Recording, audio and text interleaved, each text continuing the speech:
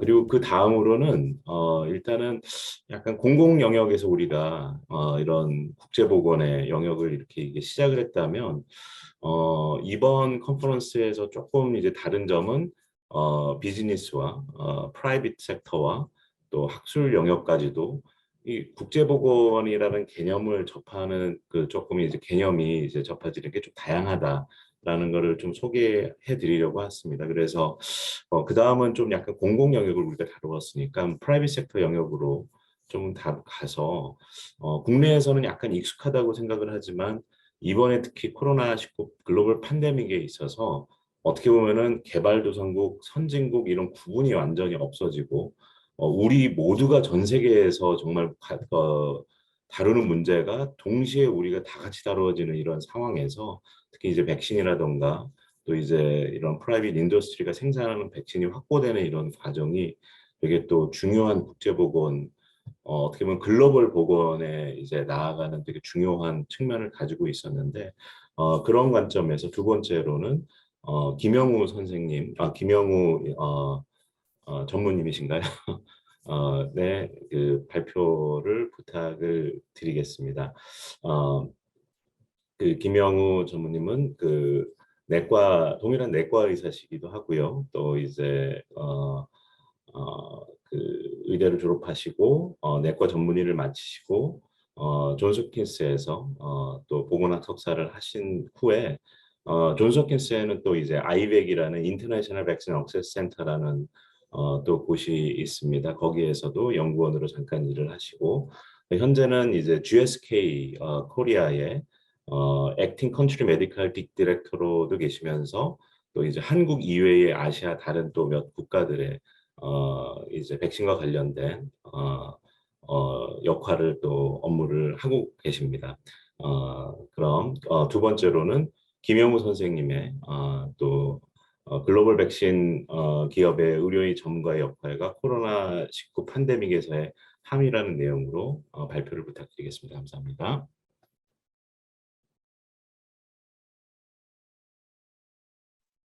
안녕하세요. 혹시 슬라이드 보이시나요? 네, 잘 보입니다. 네, 안녕하세요. 오늘 초대해 주셔서 너무 감사하고요. 이제 양태원 선생님은 제가 항상 뵙고 싶었던 선생님인데 이렇게 강의를 듣게 되니까 너무나 피가 막 들끓어 오르네요. 제가 백신을 시작했던 그런 이유가 또 선생님과 이게 굉장히 같이 할 수 있어서 되게 다시 초심을 잃지 않는 그런 마음이 다시 생겨나는 것 같습니다. 저는 GSK에서 백신 메디컬 디렉터도 있고요. 그다음에 한국에서 백신 메디컬 디렉터, 그다음에 액팅 컨트리 메디컬 디렉터로 있습니다. GSK 프로덕트는 굉장히 많은데 뭐 저는 뭐 GSK 사람으로서 나왔다기보다는 이제 백신 인더스트리에서 일하는 의사로서 어떠한 역할을 하고 있는지, 그다음에 또 할 수 있는지, 또 어떤 역할이 역량이 필요한지 이런 것들에 대해서 말씀드리고자 합니다. 사실 제가 백신 제약회사 선생님들이 아니죠. 제약회사 분들을 내과 전공의 때 많이 만났어요. 그렇죠?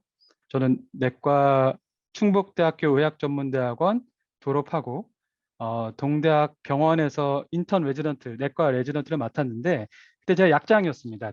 치프 때. 그래서 제약회사 분들을 상당히 많이 만났어요. 많이 만나서 이제 저는 제약회사 하면은 항상 이제 오셔서 이제 여러 가지 서포트를 주시고 그다음에 약에 대해서 설명하시고 이런 분들만 있으신 줄 알았는데 그분들은 어떻게 보면 영업, 세일즈, 마케팅 쪽의 분들이고 학술부에서 하는 일들은 굉장히 다른 일들을 하고 있었습니다. 그래서 거기에 대해서 설명을 좀 드리기 전에 제가 잠깐 제 소개를 먼저 한다면 저는 되게 이렇게 모험심이 많은 아이였어요. 중학교 졸업하고 중학교 2학년 때 어학연수를 잠깐 다녀왔는데 미국에 캐나다에 갔다 왔군요. 캐나다에 갔다 왔는데 너무 재밌는 거예요. 그래서 한국에서 이렇게 힘들게 힘들게 공부를 하고 싶기도 하지만 이런 자유로운 교육 환경에서 공부를 해보는 것도 정말 재밌겠다라고 생각을 해서 어머니 아버지께 굉장히 부탁을 많이 했죠. 그래서 1년을 거의 설득과 회유와 반항과 모든 방법을 동원한 후에 제가 드디어 부모님의 인돌스를 받아서 고등학교 1학년 때부터 입학을 하게 됩니다. 미국으로 가게 됐어요. 미국에서 열심히 공부를 했죠. 그래서, 새로운 세상을 한번 찾아보자. 새로운 언어도 배워보자. 새로운 사람들도 사귀어보자. 이렇게 해서 이제 새로운 월드에 들어가게 됐습니다. 재밌었어요, 고등학교 때. 고등학교 때 꿈이 있었는데 의사가 되고 싶었어요. 제 룸메이트가 있었는데 더스티 더머리라고. 그 친구는 지금 소방관입니다. 그 친구랑 룸메이트를 같이 하게 됐는데 주말에 저를 그 친구 집에 데려갔어요.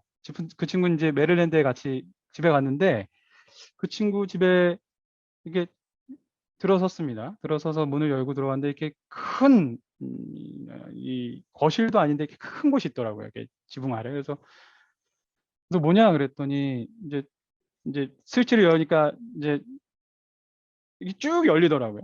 쭉 이렇게 쭉 열리더니 거기에 실내 수영장이 있어요. 그래서 실내 수영장이 있어서 와 그래 이거야. 나는 돈을 많이 벌어서 돈을 많이 벌어서 실내 수영장이 있으면 좋겠어. 왜냐면 야외 수영장은 미국에 많으니까. 그래서 실내 수영장을 위해서 그러면은 유학생이 실내 수영장을 있는 집을 살려면 어떻게 해야 될까? 두 가지가 있었어요. 그때 당시에는 의사를 할까 변호사를 할까? 의사가 좀 더 나을 것 같아. 난 이과니까. 라고 이제 생각을 했죠. 그래서 열심히 공부를 했습니다. 그래서 의사를 하고 싶어 하고 대학교에 갔습니다. 대학교는 이제 미시간 대학을 가게 됐는데 미시간 대학에서 바이올로지 전공을 했어요. 나는 의사가 될 거야. 그래서 중간중간에 봉사를 가게 됐어요. 그래서 봉사를 가게 됐는데 참 많은 걸 느꼈습니다. 이게 내가 의사가 하고 싶은 이유가 집에 수영장 딸린 그런 집을 사는 것도 중요하지만 이런 사람들과 함께하는 것도 나쁘지 않겠다라는 좀 생각을 하게 됐어요. 그 다음에 이제 의대에 진학을 하고 의대에 진학을 한 다음에도 뭐 인도, 아프리카, 케냐, 탄자니아에 갔어요. 그래서 내과 레지던트 생활을 하면서 환자를 한 명 한 명 치료를 하면서 내가 진짜 환자 한 명 한 명을 보는 거에 보람을 느끼는 것도 있지만 보니까 이런 아이들과 이런 못 사는 사람들 또 챌린징한 사람들 이 궁극적으로 시스템이 문제구나. 이런 보건 시스템과 이런 약품의 유통과 백신의 액세스 양태현 선생님께 말씀하신 그런 액세스에 관해서 심각한 고민을 하게 됐어요. 그래서 내가 계속 이렇게 의사 한 명 한 명 치료하는 데도 보람이 있지만 또 이런 시스템을 바꾸고 이런 유통과 또 액세스에 백신 액세스에 또 도움이 될 수 있을 만한 일이 있지 않을까라는 생각을 하게 됐죠. 계속 마음을 가지고 있다가 이제 감염내과 양태현 선생님과 같이 감염내과를 하려고 하다가 펠로우를 하려고 하다가 야 내가 감염내과 펠로우 하게 되면 그냥 빠질 것 같은 거예요. 네, 이 길로 빠지겠다. 약간의 그런 한 1년 정도는 내가 좀 나의 꿈을 찾아서 떠나보자. 그래서 퍼블릭 헬스를 공부하게 됐는데 거기서 하스피탈 에피데미올로지 인펙션 디지즈를 공부를 하다가 백신에 확 빠지게 됐습니다. 백신이라면 사람을 파퓰레이션 단위로 구할 수 있겠구나. 그리고 GSK에 입사하게 됐죠. 인더스트리에 입사하게 됐습니다. 인더스트리에 입사한 거는 비슷한 이유였던 것 같아요. 파퓰레이션 단위로 우리가 터치를 하고 퍼블릭 섹터가 아닌 프라이빗 섹터로 들어오게 된 이유도 여러 가지가 있는데 그런 이유는 나중에 Q&A 시간에 또 살짝 말씀을 드리도록 하겠습니다. 그래서 이번에는 그러면 백신 컴퍼니에서 인더스트리에서 뭘 하는 거니? 의사가 가면 뭐 해?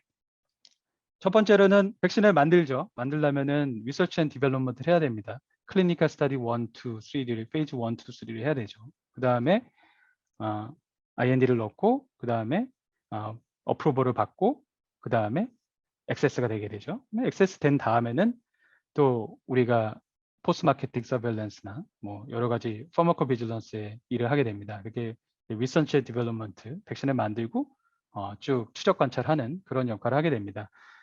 GSK 같은 경우에는 백신 센터가 세 군데가 있어요. US, 미국의 락빌에 있고, 이탈리 시에나에 있고, 벨기에에 있습니다. 벨기에 와브르에 있는데 미국과 벨기에 한국 선생님들이 계시죠. 두 번째로는 반류 에비던스 아웃컴이 있습니다. 우리가 디지즈, 백신이 필요한 디지즈를 연구하는 역할을 하죠. 그래서 이러한 디지즈가 걸리게 되면은 디지즈가 안 걸린 사람들에 비해서 얼마나 많은 이 나가고 얼마나 많은 부담이 일어나는가, 그러면 백신을 투여했을 경우에 얼마나 이득이 있을 것인가를 연구하게 됩니다. 그래서 반류 에비던스 아웃컴 팀이 있습니다. 에피데미올로지 팀도 있고요. 그래서 선생님들 중에서 일하시는 분들이 계시죠. 제가 아는 분들도 지금 암젠에서 일하고 계시고요. 커머셜에도 일합니다. 커머셜은 크게 이제 마케팅과 커머셜, 마케팅과 세일즈죠. 크게 두 가지로 나눠지고, 이제 마케팅은 이제 사무직이에요. 여러 가지 매트리얼을 제가 작업하고, 세일즈는 그걸 가지고 선생님들과 인게이지를 하는 그런 역할을 하게 됩니다. Regulatory Affairs는 우리가 MFDS를 상대하게 됩니다. 식약처를 상대하게 되고, 어떠한 절차가 필요한지 백신을 들여와서 그것을 검사하고 그 다음에 시험하고 하는 과정, 이런 것들을 인게이지 하는데 식약처와 긴밀한 연락을 하게 되죠. Regulatory Affairs가 주로 하는 일이고, Government Affairs는 우리가 커뮤니케이션, 미디어와 상대를 한다던가, 아니면은 정부와 상대를 한다던가, 아니면 질병관리청과 상대를 한다던가, 그런 것을 이제 Government Affairs에서 하게 되고요. 마켓 액세스는 리임버스먼트와 관계된 거고, 스타디를 내서 얼마나 히라에서 얼마나 돈을 프라이스를 맞춰줄 수 있는지에 대해서 우리가 연구를 하게 되고 또 니고시에이션 하게 됩니다. 이런 부분은 좀 되게 직관적인 것 같아요. 이런 것들이 있겠구나라고 생각할 수 있는데, 우리가 선생님들은 많은 분들이 계서 메디컬 어페어스라는 곳에 계세요. 메디컬 어페어스는 도대체 뭐 하는 곳인가라고 따로 정리를 해봤습니다. 그러면은 메디컬 어페어스가 뭘 해? 그러면은 첫 번째로는 스트래테지क 오브젝티브 세팅을 합니다. 전략적으로 지금 문제가 뭐야? 백시네이션 레이트가 낮은 게 문제야? 아니면은 선생님들이 백신에 대해서 중요성을 모르는 게 문제야? 아니면 디지즈 자체가 모르는 게 문제야? 퍼블릭 파퓰레이션이, 보통 사람들이 백신에 대해서 의구심을 갖는 게 문제야? 이런 것들을 챌린지를 아이덴티파이하고 거기에 대한 미티게이션 플랜을 세우게 되는 거죠. 그게 스트래테지क 오브젝티브 세팅입니다. 그게 글로벌에서 내려오기도 하고요. 글로벌에서 내려오면은 로컬에서 어멘드를 하거나, 아니면 새로운 오퍼튜니티나 아니면 오브젝티브가 생길 경우에는 이제 로컬에서 스트래테지क 오브젝티브를 만들기도 하죠. 그 다음에는 비즈니스 플래닝을 합니다. 그래, 비즈니스 플래닝을 해야 돼. 우리가 백시네이션 레이트가 너무 낮은 게 문제야. 그러면 백시네이션 레이트를 올려야겠어. 그러면 시츄에이션 스케일을 하게 되는 거죠. 그러면은 백시네이션 레이트는 정확히 얼마야? 그럼 어떤 환자들에서 더 필요해? 리스크 어널리시스를 하게 되는 거죠. 50 플러스에서 더 필요해? 아니면은 코모비디티가 있으신 분들에서 더 필요해? 아니면은 우리가 아니면은 이뮤노 컴프로마이즈 페이션트한테 더 필요해? 이런 것들을 시츄에이션 스캔을 하게 되는 거죠. 선생님들은 어떻게 받아들이고, 그 다음에 선생님들께서는 이제 백시네이션을 하려고 하는 컨피던스는 있으신지, 그 다음에 어떤 인터벤션을 가했을 때 선생님들께서 환자들에게 더 레코멘데이션을 하고, 또 환자들은 어떻게 더 백시네이션에 대해서 억셉트를 해야 되는지 우리 시츄에이션 스캔을 쫙 이제 하게 되는 거죠. 그리고 현재 백시네이션 가이드라인은 어떤 것들이 있는지, 그 다음에 정부에서 하는 것도 있고 질병관리청에서 하는 것도 있고, 그리고 감염내과에서 하는 것도 있죠. 그래서 이제 그 메디컬 섹터에서 하는 그런 백시네이션 레코멘데이션들이 있습니다. 그런 것들은 어떤 것들이 있는지, 그 다음에 백시네이션 폴리시에서는 어떤 것들이 있는지, 정책에는 어떤 것들이 있는지, 이런 거를 이제 스캔을 쫙 하게 되죠. 그 다음에 거기에 관련된 데이터를 마이닝하기 시작합니다. 어떤 데이터가 있는지, 펀메드도 좋고, 다른 것도 좋고, 굉장히 많은 곳에서 데이터를 취합하게 되고, 인터프리테이션 하게 되고, 인테그레이션 하고, 그 다음에 선생님들께 인게이지를 통해서 디세미네이션을 하게 됩니다. 그리고 이런 챌린지들에 있어서 데이터가 막 겟더했는데 이런 데이터가 없네? 이런 것들은 우리가 데이터를 만들어요. 그래서 휘라 데이터를 사용하기도 하고요. 아니면은 질병관리청의 데이터를 사용하기도 하고, 그다음에 뭐 프로스펙티브 아니면 레트로스펙티브한 메디컬 레코드를 사용하기도 합니다. 그래서 이런 에비던스 제너레이션을 하게 되죠. 그리고 그런 것들도 데이터 마이닝, 데이터와 그다음에 새로운 연구를 하면서 나오는 것들을 또 선생님들과 다 인게이지를 하게 되고 메디컬 소사이어티와 그다음에 거버먼트와 인게이지를 하게 되겠죠. 그리고 선생님들한테 어떠한 의견을 물었을 때 그 의견이 들어왔을 경우에 그 의견을 가지고 자 그러면 우리가 넥스트 스텝은 뭐야?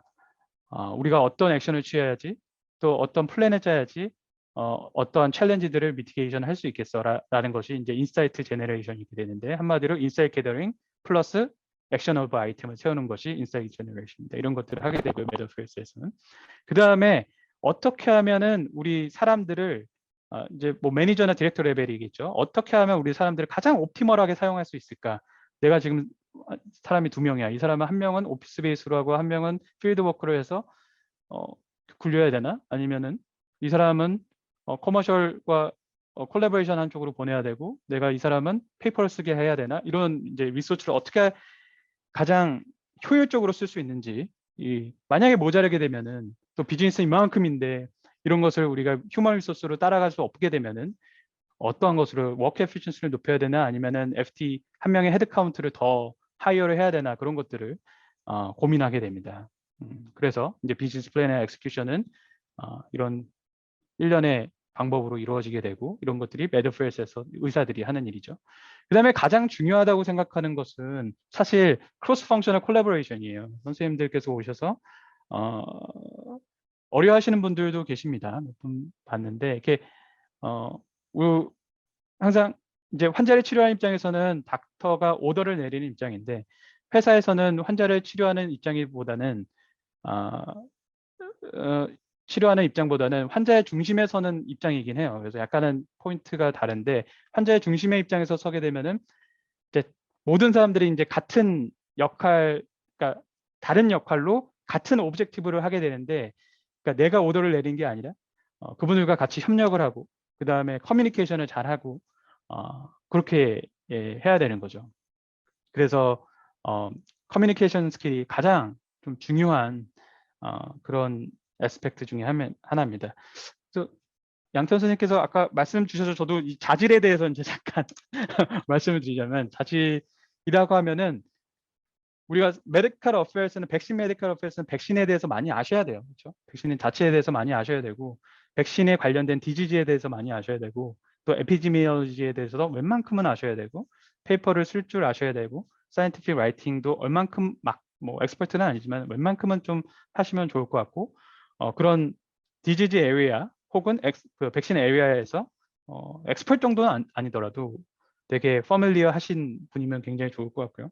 그 다음에 두 번째로 아까 말씀드렸듯이 커뮤니케이션 스킬이 굉장히 중요합니다. 제가 이제 이훈석 선생님께서 말씀하셨지만은 지금 GCI 리전 안에 있어요. GCI는 그레이터 차이나 인컨티넨탈이면은 이제 일본, 중국, 대만, 싱가폴, 그다음에 캐나다, 호주, 뉴질랜드, 그다음에 홍콩, 타이완 이렇게 있거든요. 그래서 이 지역에 있는 컨트리 메디컬 디렉터, 한마디로 메디컬에서는 그분들이 탑이죠. 그런 분들과 소통을 하고 여러 가지 콜라보레이션을 해야 되고 그다음에 그분의 보스이신 저의 보스이신 분들과 또 대화를 해야 되고 또 이 대화한 것들이 또 잘 밑으로 캐스케이트 다운돼야 되고 에 있어서 이거는 그냥 메디컬 조직 내에서만 그렇고 또 아까 말씀드렸듯이 위에서 말씀드렸듯이 커머셜 조직과 VEO 팀과 리서치 디벨롭먼트 팀과 계속 이제 얘기를 해요. 미국에 있는 팀과 얘기하고 왜냐하면 백신은 여러 가지 종류가 나오기 때문에 미국에 있는 팀과 얘기해야 되고 벨기에 팀과 얘기해야 되고 돼야 되고 계속 이제 커뮤니케이션이 계속 돼야 되기 때문에 커뮤니케이션 스킬이 굉장히 중요합니다. 뭐 랭귀지 플루언스도 중요하지만은 이제 발음 같은 건 중요하지 않고 내가 하고자 하는 얘기가 정확하게 전달돼야 돼요. 그 다음에 그분이 하고자 하는 얘기가 정확하게 제가 알아들어야 돼요. 그게 커뮤니케이션 중심인 것 같습니다. 우리나라 사람이라고 그 능력이 절대 부족하지 않아요. 오히려 약간 이게 미국이나 백의 분들께서 조금 더 이렇게 막 서큐멘트 하시는 분들이 더 많을 수도 있어요. 그래서 언제나 이제 포인트를 파악하고 하는 커뮤니케이션 스킬이 굉장히 중요한 것 같고요. 그 다음에 리더십 스킬이 굉장히 중요합니다. 의사는 어느 정도의 레벨로 들어오기 때문에 리포트를 받는 분들이 계실 수도 있고 있어요. 그리고 또 디지즈 엑스퍼트이기 때문에 그러니까 커머셜 아니면 다른 조직들의 리더가 되셔야 돼요. 그래서 오피니언을 주고 그다음에 어드바이스를 주고 콜라보레이션 하는 곳에서 리더십이 굉장히 필요하고요. 그다음에 좀 레킹한 거는 있는데 비즈니스 어큐멘이 굉장히 필요합니다. 이게 어떻게 하면은 커머셜과 같이 콜라보레이션을 해서 공통의 목적을 달성할 수 있는가.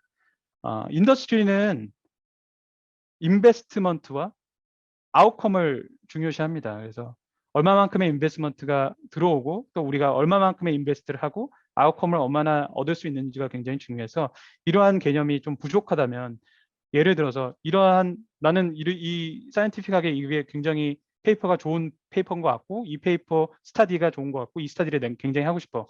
그런데 이게 회사에 그렇게 도움이 되지는 않을 것 같아. 하나면은 이제 같은 얼라이먼트가 있어야 되는데 비즈니스 얼라이먼트가 있어야 되는데 그렇지 못하면 이제 비즈니스 어큐멘이 좀 떨어지게 되고 그렇게 되면은 사실 커뮤니케이션이나 아니면은 콜라보레이션에 굉장히 어려움을 겪게 되죠. 그래서 비즈니스 어큐멘이 굉장히 필요한 듯합니다. 그래서 마지막으로 페이 말씀드리면 페이는 우리가 봉급으로 받죠. 봉급으로 받고 그 다음에 굉장히 많은 펄크들이 있어요. 이렇게 연말 성과금 뭐 이런 것들이 있고 그 다음에 뭐 유류비 뭐 이런 것들이 굉장히 많이 좀 들어가 있어요. 그래서 이게 모든 회사들이 다 똑같지는 않은데 봉지기보다는 좀 낫지만 보통 봉지기보다는 낫지만 요양병원보다는 약간 높은 수준에 플러스 약간 더 많은 펄크들이 있죠. 이렇게 뭐 스탁 옵션을 줄 수도 있고요. 그 다음에 퇴직금 뭐 아시다시피 그런 것들에도 충분히 있고 그 다음에 여러 가지 연말 성과금이 굉장히 좀 높은 경우가 있어요. 비즈니스가 잘 굴러가거나 그러면은 연말 성과금도 꽤 높고 그렇게 해서 다 모든 걸 이븐 아웃 했을 때는 봉지기관 거의 약간 비슷한 수준인 것 같습니다. 물론 이제 뭐 내시경 하신 분이나 개원하시는 분들이나 이렇게 차이가 굉장히 많은 분들이 있지만은 그거에 비해서는 워크 앤 라이프 밸런스도 굉장히 높은 것 같고 그분들보다는 낫지만은 웬만한 이제 봉지기 수준인 정도는 되는 것 같습니다. 너무 길게 말씀을 드려서 여기서 자르도록 하겠습니다. 이상입니다.